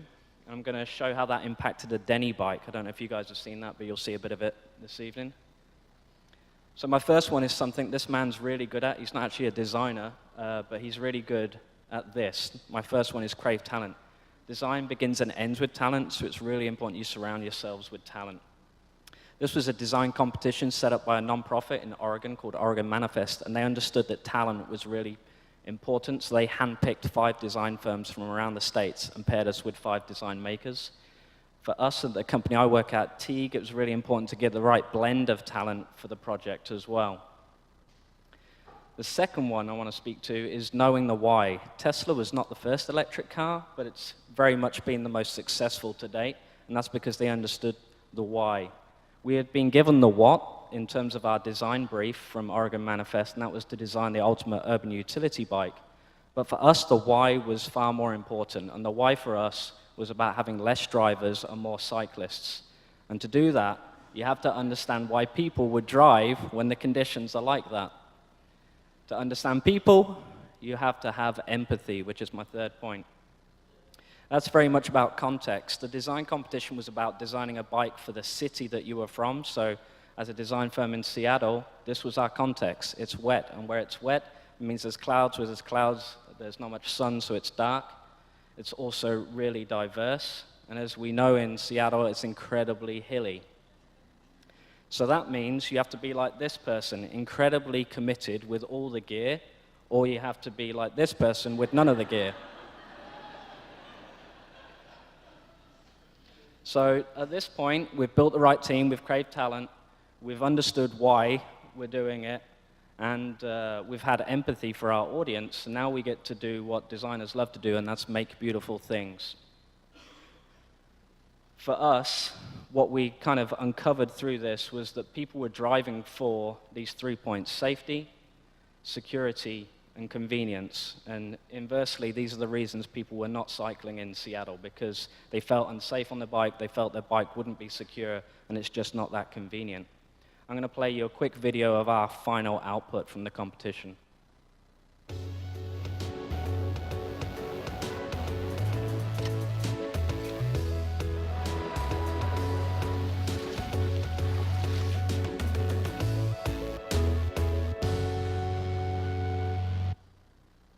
So to recap on that, with those 3 pillars that we set up before, safety manifested itself in daylight running lights, turn signals, brake lights, things that we take for granted in our cars today but don't exist on bikes. We had introduced this halo lights. These are lights underneath that front shelf that actually wash the tarmac with light. So as you're riding at night, there's a more visible presence of you on the road. In terms of security, you may have noticed that the handlebar actually removes and becomes the locking mechanism for the bike. You can also secure it without removing the handlebar, so you can just kind of swing it past a post, and that's important when you have to do the obligatory coffee run for your colleagues in Seattle, so that's kind of the convenience point. And then dealing with those hills, we added the electric e-assist, so now the hills feel like flat. It's kind of a cool sensation. And that brings me to this next point, in that even though that looks kind of like a cool project to work on, there's no such thing as a perfect project. And how that really manifests is you have to find your happy place on any project that you're on. And that is very different for the individuals on the project. For John, that meant testing and prototyping really early with technology. For Clement, our French kind of flamboyant designer, that meant sharing his ideas in a group setting, pinning them up on board and getting feedback. For Ollie, it's as simple as just finding your sketchbook and just smashing through ideas quickly. For Taylor, welding, that actually made everyone happy, because at this point we had a bike and it was becoming a reality. But it doesn't always need to be such a big thing. It can be as easy as just getting donuts and just pausing for 30 seconds before you get back to it. That brings me to my 6th point, and that is enjoy the ride. Projects generally have ups and downs, and I think sports fans better than anyone understand that you can't win on everything. And the process has peaks and troughs, and they get it more than anyone. But we have to do that as designers as well. Unfortunately for us on this, we didn't safeguard ourselves too well. So we actually had too many late nights on this. We used too many get out of jail cards by having friends and family helping us in kind of these dire straits at 3 o'clock in the morning, repainting bike frames. When you're trying to design something that hasn't existed before, you get a lot of these too many why is it not working moments as well. And I say that because if you don't safeguard, if you don't learn to enjoy the ride, it can make it hard to celebrate. We had some big wins on this project for a team. The video that you saw, there was a longer version. That was viewed over 2 million times in 150 different countries. We ended up winning the competition, and the bike's gone into production. But the project kind of took its toll a little bit, and it was hard for the team to celebrate. So it's kind of a cautionary tale there as well. Which brings me to my last point, and that is you have to remember to laugh. Design is a serious business, and for me personally, I believe being a designer is a blessing. It's something that we're very fortunate to do, and that's because a good friend of mine once said this: from everyone who has been given much, much will be demanded. There's a more contemporary version of that. With great power comes great responsibility, from Uncle Ben, not my uncle, from Spider-Man. And that's kind of the point of being a designer, is that we have this incredible opportunity. This is the founder of the company I work for, Sir Walter Doran-Teague, and he founded us in 1926, and he gave us this mission statement. It's our mission statement still today, to build a newer, better world. And he wrote a book in the 40s titled Design This Day, and the point is that today is our opportunity to design and make a newer, better world. Thank you.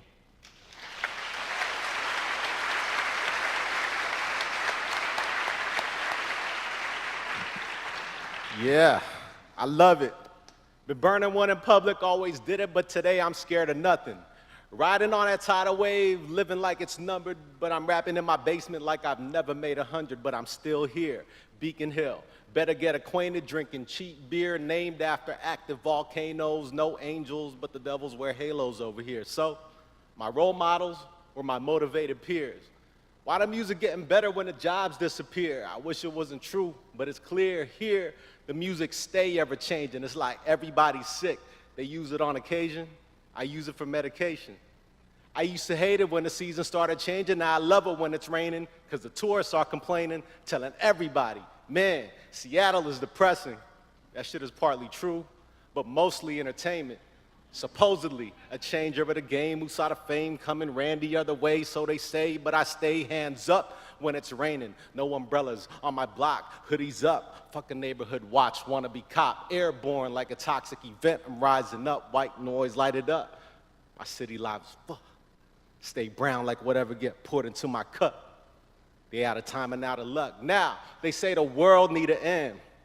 I say it need to begin. Either we eating or we leaving again. Resuscitated, now we breathing again. You only speak one language, you don't know where we've been. And shout out to Andrew Madsen, because he asked me to earlier. My name is Prometheus Brown.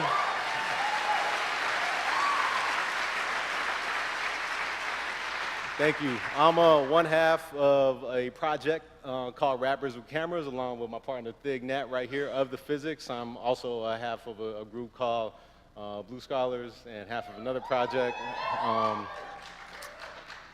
Thank you. Of another group called The Bar, and half of another project called Food and Shit. I'm half of many things, but I'm all man. I'm just gonna run through a real quick slideshow. I know time's limited, and I could speak in many ways of how does rap and photography and food and environmental justice and the great Northwest Side, how do these all come together?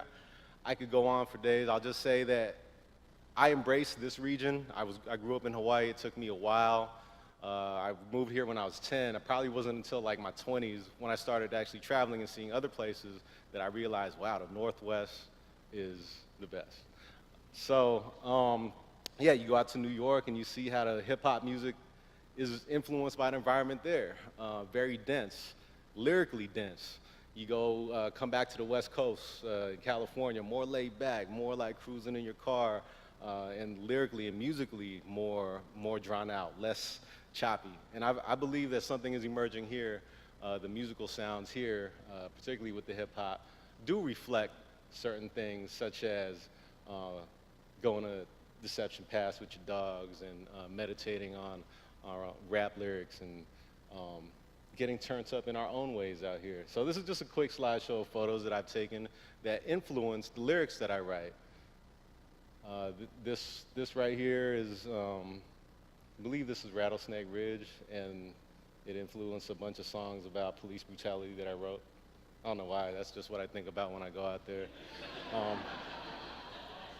This one is called, No Justice, No Peace.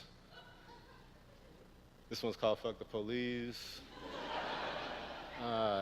This one is Free All Political Prisoners. This one is I'm Glad Climate Change Ain't Happening Just Yet. That's my son and his friend playing at in Oregon coast. And you know, I just do this. I'm serious though. I take these pictures, I look at them, and I write songs both based on the experience of having actually been out there and clearing my mind, and having documents to return me back to that place. And that's my mom right there. She comes out too sometimes on these hikes. So I'm gonna bring up Thig to talk about how the great outdoors influences his art as a rapper.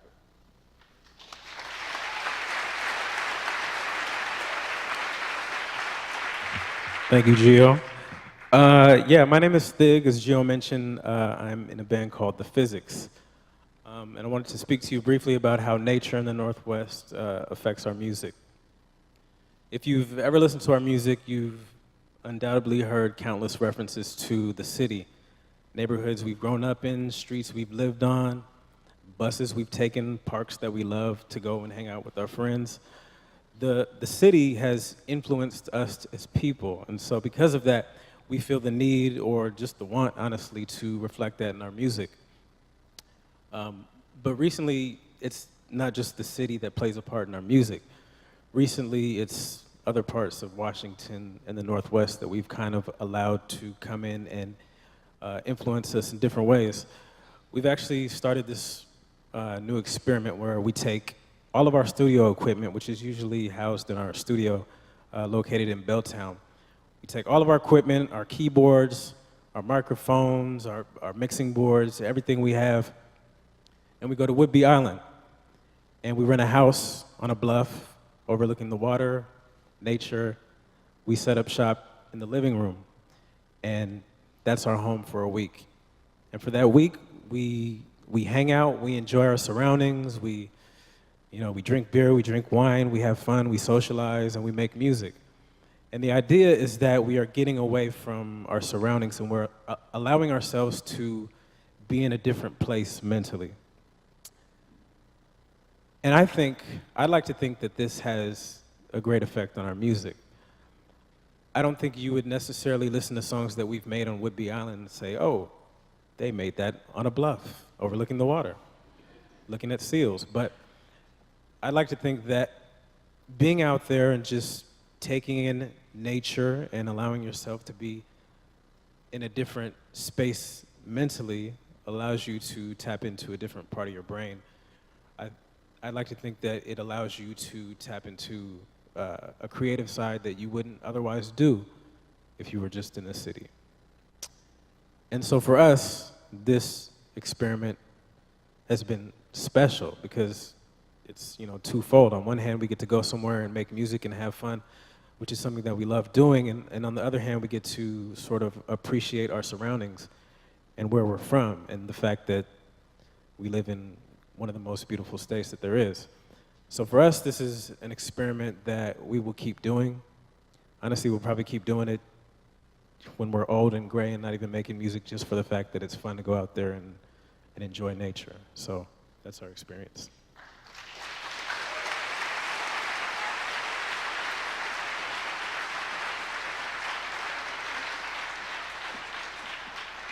Well, that's a tough act to follow. I like how he was like up on it like this. I'm gonna do that. Do you want to give back to the community in a meaningful way? Right, okay, great. So Seattle Works helps you connect to the local nonprofit community. If you have time, skills, or money to donate, Seattle Works will hook you up with an organization that could use your help. Seattle Works, they're all about giving back. Visit seattleworks.com and get plugged in.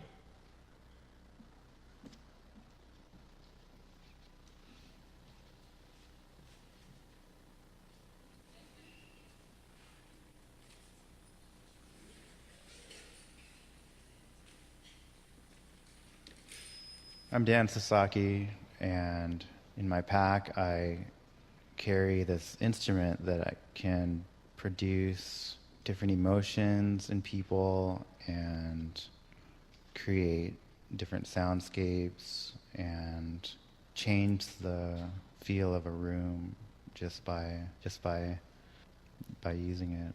It's the drum set. I carry my drum set with me when I go out on hikes.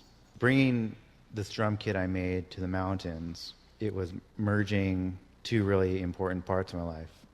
My life in the mountains and my life in music. I've been a drum set player since I was a small child, and so that's my instrument, and so I think that's why I wanted to bring some version of a drum kit to the mountains rather than smaller hand drums or I don't know, other percussion instruments. Building this small kit is an extension of that. It's wanting to bring my instrument to places that I love. Playing music outside in an open space changes the dynamics and the feel of the music. I primarily play improvised music these days. So in playing improvisational music, you take what's going on around you, what's been going on that day, and then you condense it and you channel it and you create music from that. So when you create music in the mountains, there's this more expansive feel to it rather than being in the city or being in a recording studio or in a music club. When you're playing quietly on the bank of a river with brushes or with light mallets on the drums and cymbals, you're in tune. You're in tune with nature, you're in tune with the universe, and you don't need to struggle. And more remote spots, or I feel a lot more humble being in those areas, and I think that's why a lot of times I felt like it wasn't appropriate to play the music, because nature is far bigger and expansive, and I just felt like I was trying to play with this musician that is just so great that you can't hang. I love going to the mountains. It's something that's part of me, and growing up in the Northwest is that there's space, like these spaces where you can stretch out and breathe, and I think a lot of people forget that in their urban, busy lives, that, you know, we need to visit the mountains or have some areas where we can stretch out and not hear car alarms and sirens and busy city sounds. I'm Dan Sasaki. I'm a carpenter and musician.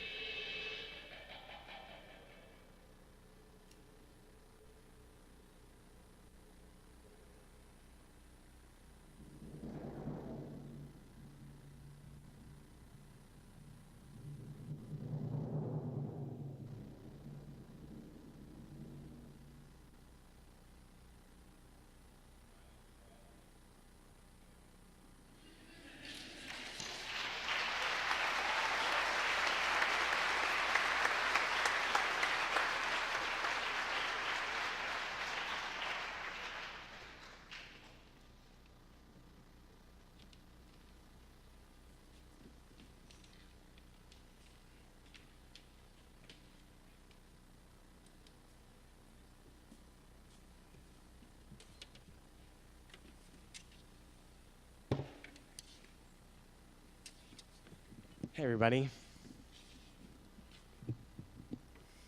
Well, this has been such an amazing event. We feel so lucky to be able to participate alongside so many other creative people. Yeah, we're the Onlys. We are a band of 16-year-olds. We play folk music. And yes, this is Leo Shannon. I'm Riley Calcagno, and this is Sammy Brayman. We're really happy to be here. We all met when we were very young. Leo and I met in preschool, I think. Really young. Maybe baby group. And Riley and I met in a swim class where we bonded over the terrors of learning how to swim as like young toddlers. We are expert swimmers now. I'm not a good swimmer now. And then we all started playing the fiddle when we were 4, 5, and 6 years old. And we were all friends by that point. Our families were close, and we'd often hang out with one another. And as we started playing music, we would play music with one another when we were hanging out and having play dates. And I think we all inspired each other to continue playing.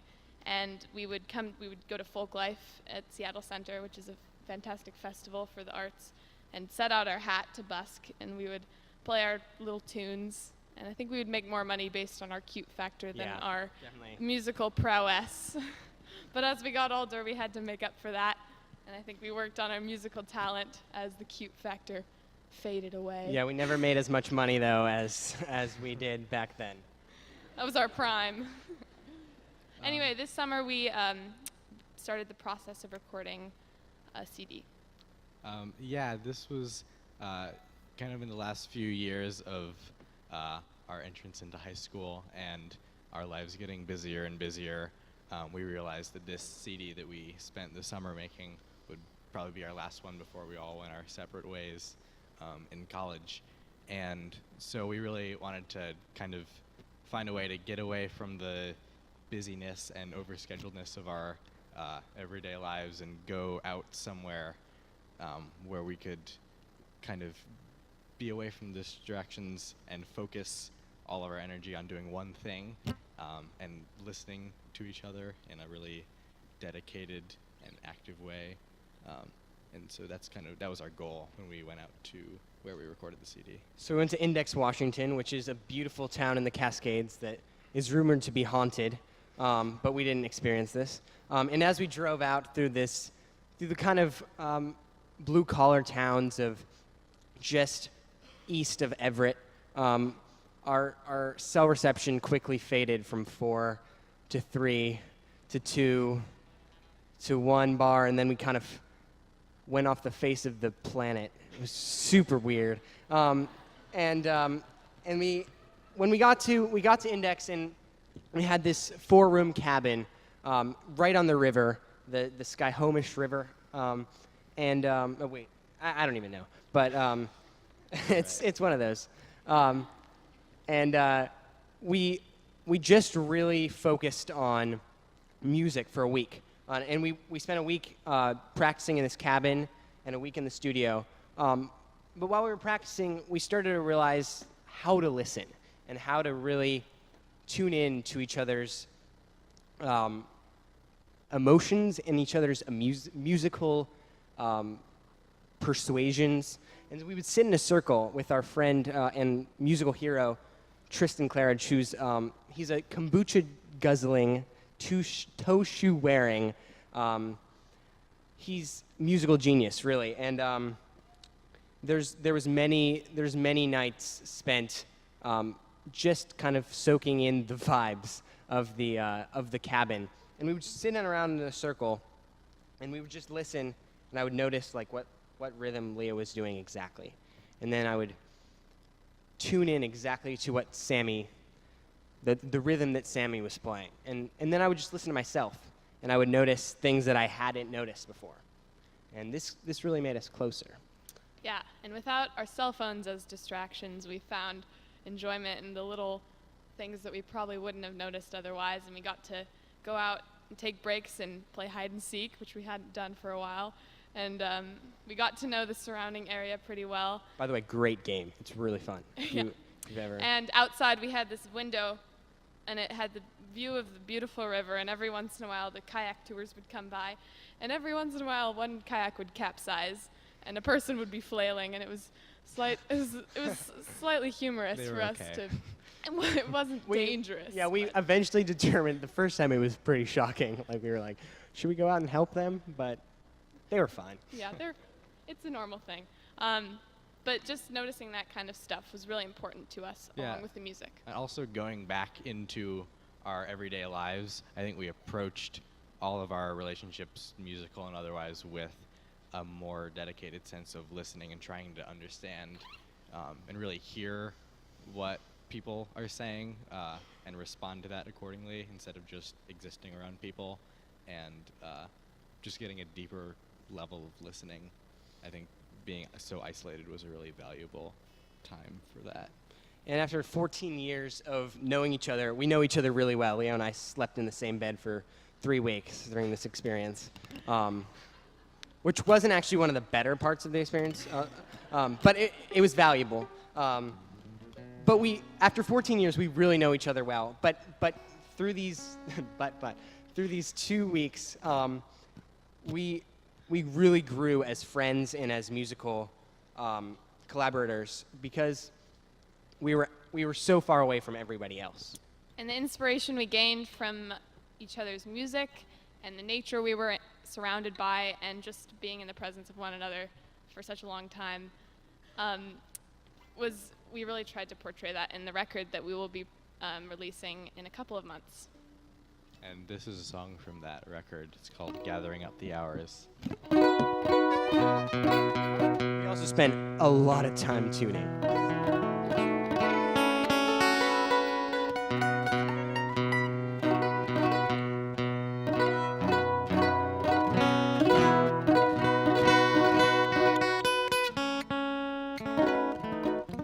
This Tristan Claridge, who is the kombucha guzzling man that we spent so much time with, who grew up in a teepee, true fact, he would go into a room and just tune this mandolin for about an hour and a half.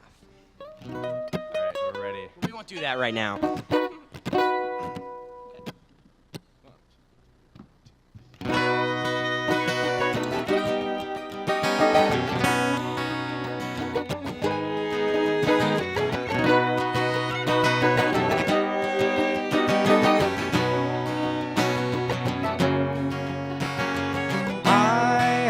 Trouble sleeping last night, so I went for a walk in the snow.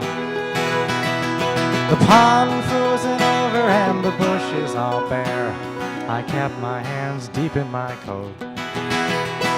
I know that there's packing I should get around to, but I walked and gathered up the hours for you.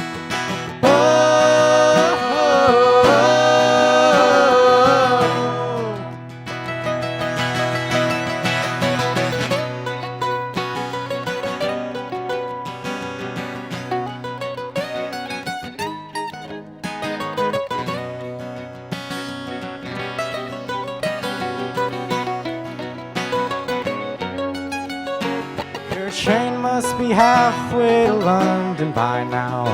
The cold night alone in your bunk. You fell asleep before long to the railroad tracks, thumping like a heartbeat thumps. I watched over the night like an old man with one more chance to get his way. I'll see you at the end of the day.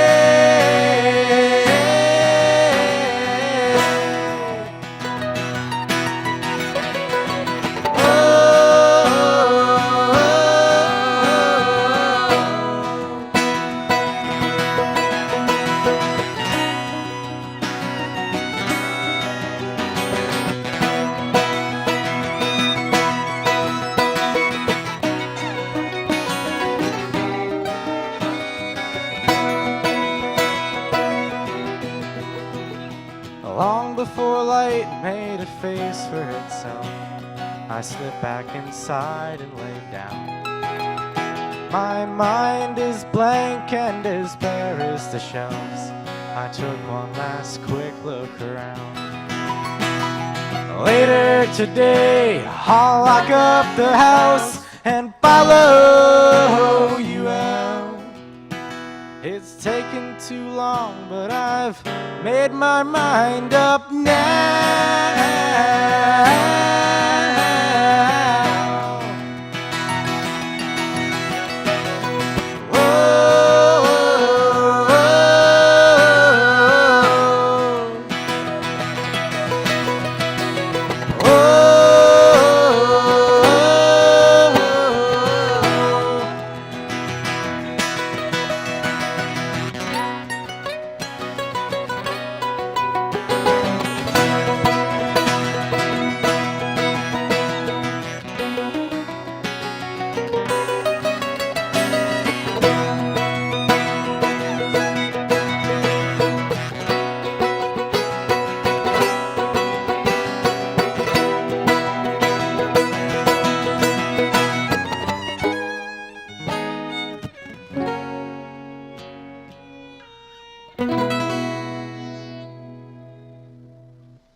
Thank you very much.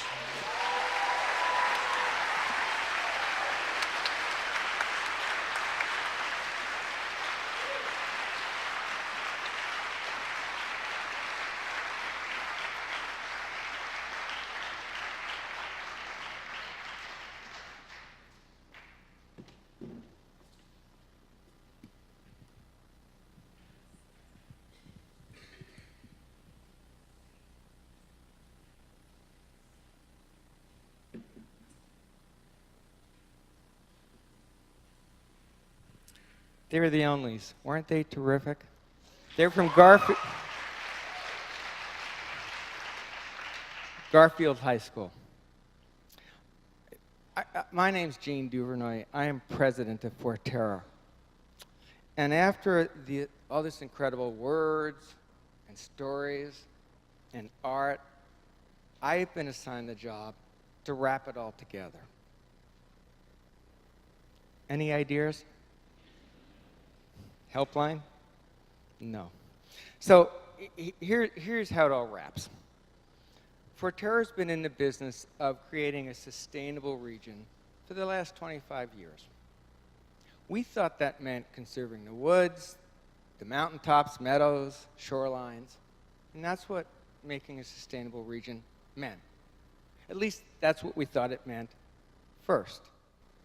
And then as we started to look at the region and we started to think about ourselves, we realized it was equally about the cities, the places where we all live. And Forterra then ventured forward and said, no, it's not just about nature. It's about nature and cities and how they talk to one another, how we make them both the best they can be for people and place.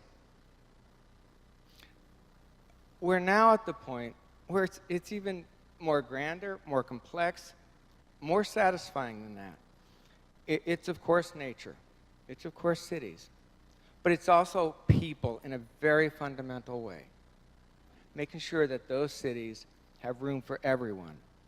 Every income, from wherever anyone happens to be, every class, every race.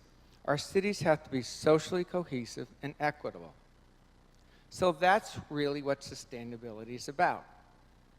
Great nature, really cool cities, and an equitable society and an equitable city and community.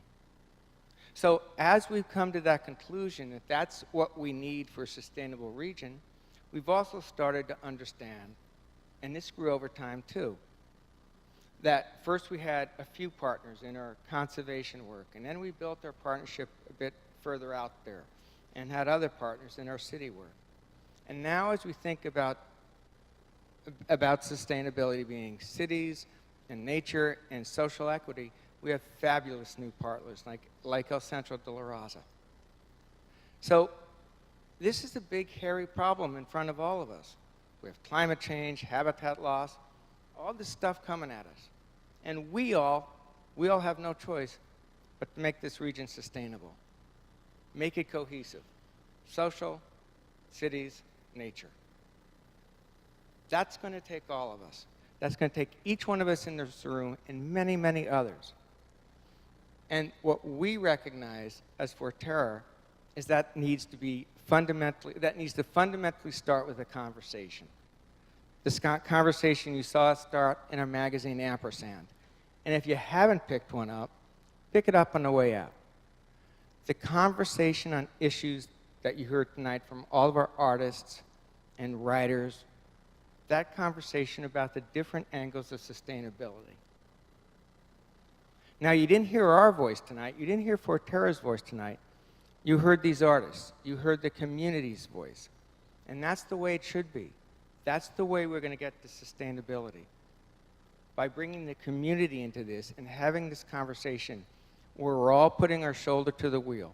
We're having a conversation about how we choose to take the society we all are responsible for and we all own, how to take that into a sustainable future. And oh, by the way, have some fun doing it like we had tonight. So all the artists, all the writers, believe in this fundamentally. Believe in this place, believe in our people, all of us. And they all donated their time tonight, each and every last one of them, to start this conversation amongst us all. And then there's a really special individual, and that's Florangela Davila. And she is incredible. And, wait, I'm not done yet. Let me at least tell you why she's incredible. She's the woman who really spearheaded this magazine, started the conversation, brought these artists and writers together to talk about sustainability from their own angles. And then she curated this show tonight and produced it. So think about how we're starting this conversation with these artists and with Florangela, and I think we owe them a huge applause. So let's do that.